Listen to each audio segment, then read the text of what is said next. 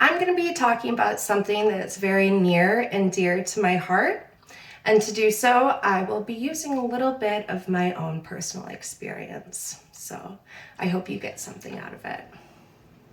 So much like so many other of the kids here and adults, when I was 18, I was dropped off to college by my dad. Normal.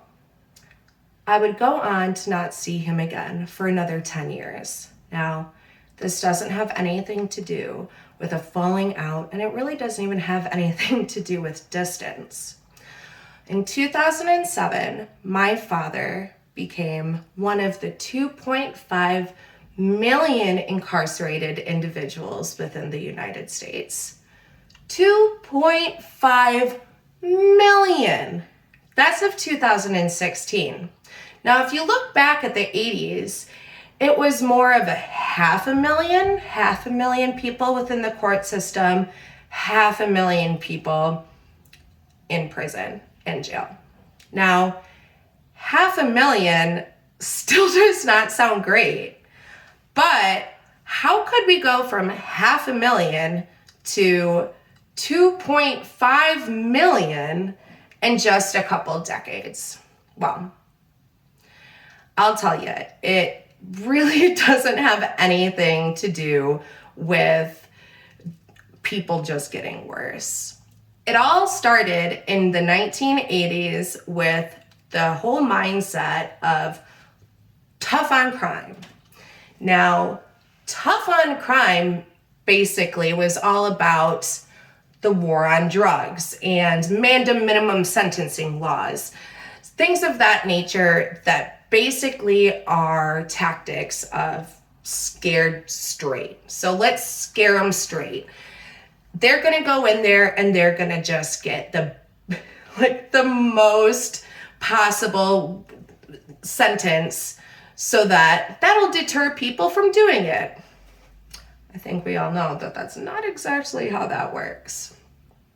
Now, in 1994, they did a study that was actually finished in 2002 about how 97.5% of individuals that are released from prison wind back up in the court system, jail or prison, at least once within 3 years.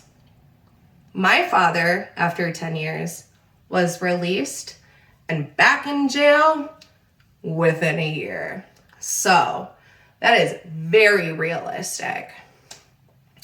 So if we're spending so much money on our prison system, all these taxes, everything from the lawyers that we use for public defense, as well as the cost of keeping somebody in jail overnight, it adds up to a lot, especially because we're working with private prisons. Private prisons are one of the main issues when we're discussing something like prison reform. Private prisons exist to make money. They do not exist as a rehab. Now, it's not just about these private prisons making money. There's the people that have to get them into the prisons. So we have attorney generals that love to put away criminals for the good PR for the next voting period. Now we have prosecutors. Prosecutors will get raises and fame if they look like they're putting the bad guys behind bars. Now, when you have to get a certain number of criminals to make yourself look good, that doesn't really seem like it leads to good ethics or morals. It kind of seems like, let's make this money, get them in there. But that's just a little bit of pessimism in the drop of the ocean that is the mess of the prison system. So when you are released, what kind of support do you get? Pretty much none. If you're lucky or unlucky, you will be put up in a halfway house. Now, a halfway house is not a good place to be rehabilitating. You're in a house with a ton of people just getting out of prison and who are all struggling with different or similar traumas. That's not a very healthy environment for somebody who's just been released from prison. Also, you might not even be able to live with your family. For instance, my dad could not move in with my brother nor I upon his release because we had roommates, and that was a bad environment. So he is in the halfway house, trying to make it work, but it was just incredibly toxic for him.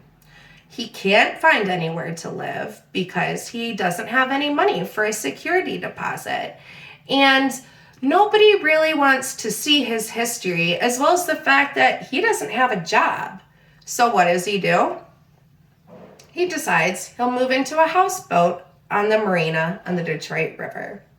That way, he's in his own spot and it's something that's his. Now, keep in mind, this is a boat that was bought years and years and years ago. So luckily, he was able to access that upon his release. However, turns out the marina was 2 miles outside the Detroit district that he needed to stay in due to his parole. So that ended up not working, and he had to go and figure out somewhere else and how to get an apartment within the city, which was not easy. A lot of the times it really even required him lying and saying that he was at other people's houses and living there because he simply could not find anywhere to live. Another issue. So, if you're gonna have to be in the area of your parole, let's say that's somewhere massive, like Detroit, where there is very, very little working public transportation. In general, with our country's infrastructure, we don't have good public transportation. And unfortunately, that is something that you really needs to get ahead, especially upon release. You might not even be able to get to your parole meetings if you are living out in the country and have to drive into the city. All of these things come together to create more reasons why people might fall behind or get caught up in just old habits. Now, there's lots of programs such as 5150 and different prison reform programs that try to do things like partner with the rideshare company Lyft to help give prisoners like gift cards and whatnot for them to be able to get around. That's just not enough. We need to fundamentally change the way that we look at prisons and we look at release and we look at rehabilitation. There is a lack of therapy, a lack of mental health resources, not only while being incarcerated, but also upon release. So when you have people that wound up in there, possibly because, and very likely because of mental health issues, and then they go through the trauma of being incarcerated, they're re-released in the world with very little support, and again, very little money to be able to get the medications or the help that you might need. Then,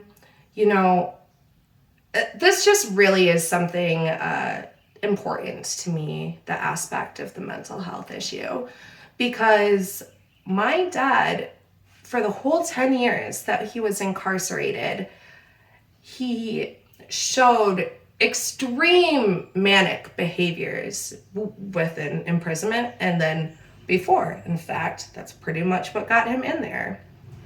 Now, when he was released upon the first time, he had gotten no help because he actually hadn't known he needed help. When he was rearrested, wound back up in prison, and it turned out that he had bipolar. It took him that long. It took his crazy manic episode that led him back into prison for him to finally be diagnosed / even looked at. So if we're going to talk about rehabilitation, then we need to really talk about what rehabilitation is. Finding the source, whether it internally or externally, and figuring it out how we can fix it. Prison is not supposed to be a place for timeout. It is supposed to be a place for rehabilitation and learning.